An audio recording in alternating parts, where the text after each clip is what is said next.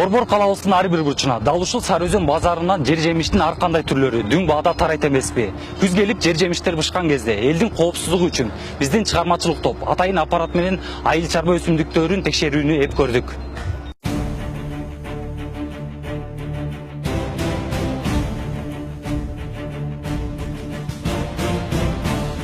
Мына өзүңүздөр көргөндөй менин колумдагы аппарат бул аппараттын аты Green Test деп аталат. Бул атайын Европадан алынган аппарат.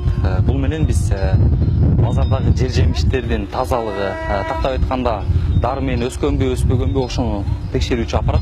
Азыр биз помидор текшерип көрөлү. Анан мен сиздерге айтып турам, таза чыктыбы, таза чыкпаганын крупныйды алып берүүгө аракет кылабыз. Помидор текшерип койгула. Өзүңүздөр көргөндөй азыр помидорго басайын. Мынча айтпайсыз. Анда өзүңүздөр көргөндөй бул помидордун нормасы таза чыкты. Бул жашыл цвет деген таза чыккандыгын айгинелеп турат. Азыр мына бадыраңды да текшерип көрүүгө аракет кылалы.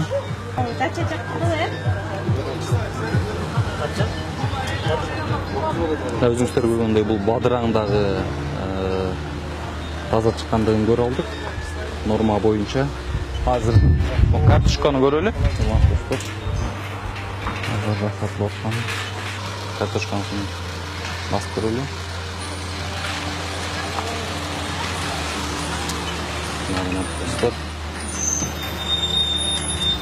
Өзүңүздөр көргөндөй бул картошка таза чыккан жок, анткени бул кызыл цвет менен берди. Бул жакта норма 250 мг чыгыш керек экен, бирок 560 чыккандыгын көрө алдыңыздар.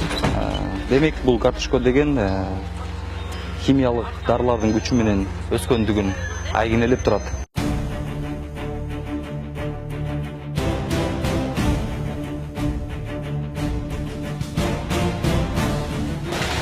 Урматтуу достор, азыр арбузду текшерип көрүүгө аракет кылалы.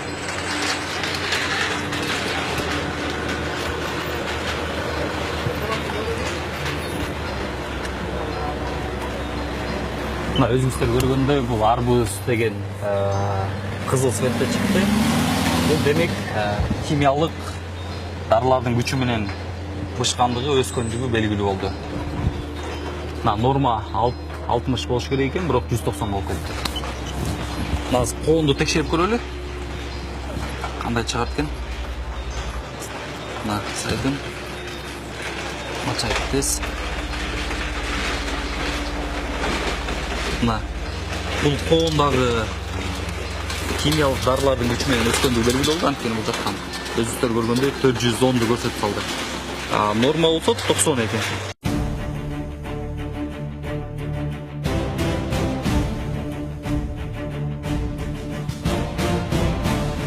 Жер жемиштерден бананды көрөлү. Ана өзүңүздөр көргөндөй банан жашыл цветте чыкты. Демек бул жакшы результат көрсөттү.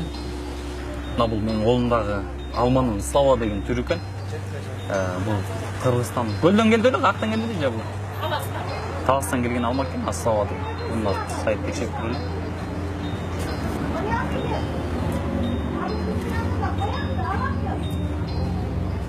Анда өзүңүздөр көргөндөй слава алмасы дагы таза чыкты. Демек химикатсыз, дарысыз өзүп бышкан алма деп айтсак болот.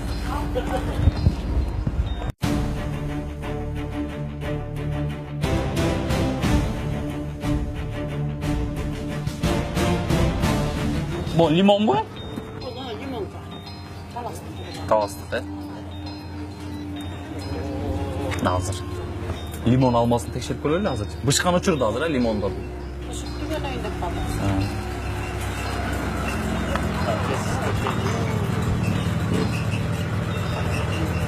Өзүңүздөр көргөндөй бул лимон алмасы дагы норманы көрсөтүүдө, жашыл цвет. Демек химикаты жок, дарысы жок, өскөн алма десек болот.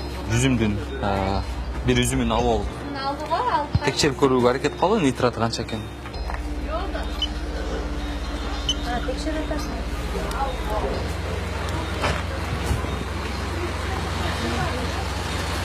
Мына достор, өзүңүздөр көргөндөй жашыл свет менен норма чыкты. Демек нитраты жакшы десек болот.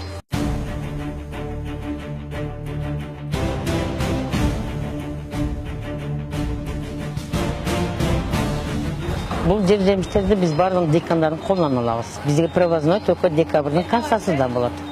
Башка жақтан келеді, потому что біздің Қырғызстандан уже товарлары бүтті тошан малдар. Эми мен анысының ғой білбейм болам, бірақ бізде санэпстанция күнде ерте менен текшерет. Аны біздің администрация өтө катуу контролдоп турушат. Алар келип өздөрүнүн какой-то аппараттары бар, ошону текшерип турат.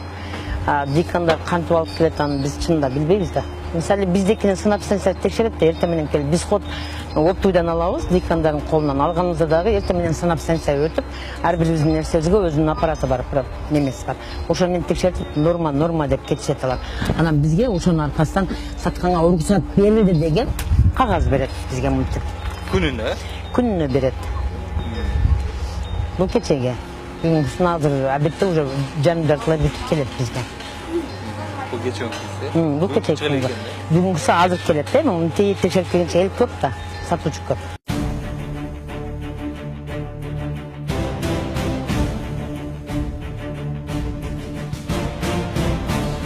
Кайсы итальянский же? Моглар, Назыр Италиядан келген кивини да текшерип көрүүгө аракет кылалы. Мына Италиядан келген кивинин нормасы жакшы чыкты, нитраты 30 кен. Демек таза деген белгиси. Ал эми Ирандан келген кивини да аракет кылып көрөлү. Текшерип. Нормасы қанша болуш керек экен? Норма 60 болуш керек. Қанша болду калжа? Жетпей атат? Жетпей атат. Норма 30 болду. Кандай Ошону бул жашыл чыккандан кийин демек жакшы деген белгиси. Таза.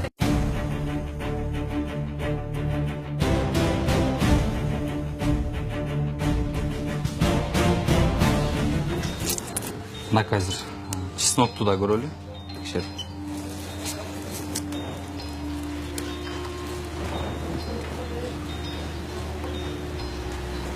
Чесноктагы норма чыкты.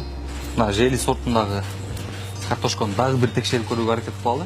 Башка жердеги сатуучунун картошкосунан.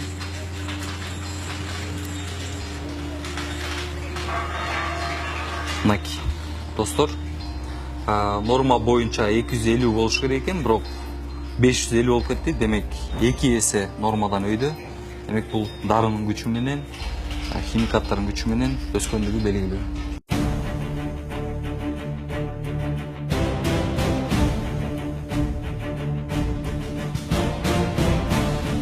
Сатып бүткөндөн кийин негизи положено машина аштырбаш керек. Туруп текшерген негизи. Качан текшерип атасың? Качан? Лабораторияда эже менен Билем тетиги дыйкан базардан бери берем, аракчадан бери. Бул содан бүтүп калгандан кийин келет алар. Санаттан ошо түштөн кийин келет. Түштөн кийин келет ал. Уже. Көчө эртең менен болот да бул жакта. Эртең базарын бүткөндөн кийин кетет, уже келет алар. Жыйынтыктан Жыйынтыгын билбейм, жеп аткан силер билесиңер. шаарга тарап кеткен. Жыйынтыгын билип отурсуңар. Бирок бул жакта айтышты го, сатуучулар эртең менен келишип бир сыйра Дей бербейби. Өз жердегилер да.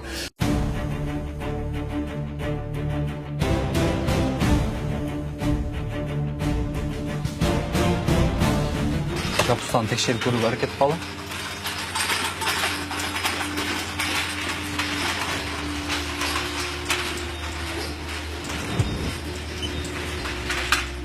Капустаныкы норма боюнча 900 болсо, 790 чыкты. Демек бул норма деген түшүндүрөт. Баклажанды текшерип көрүүгө аракет кылалы, нитратын.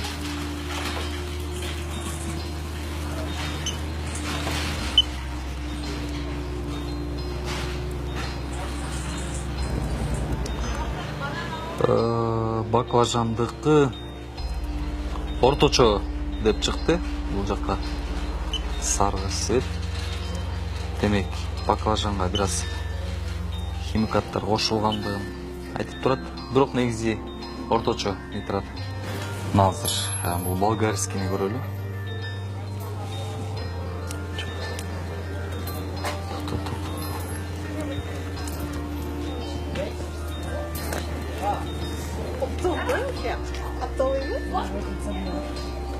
Yok zeytin Болгарскийдики дагы жакшыны көрсөттү.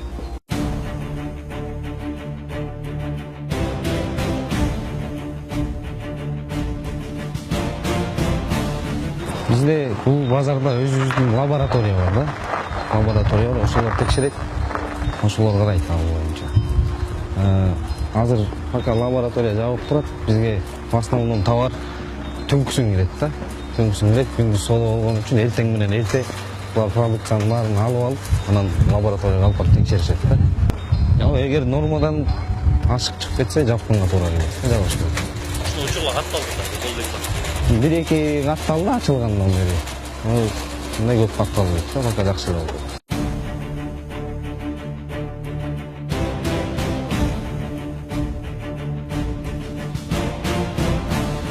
Текшерүүнүн жыйынтыгы боюнча жер жемиштердин көпчүлүгү таза чыкты десек жаңылышпайбыз. Бирок арбуз, коң, картошка өңдүү жер жемиштердин нитраты нормадан 2 эсе көрсөткөнүнө күбө болдук.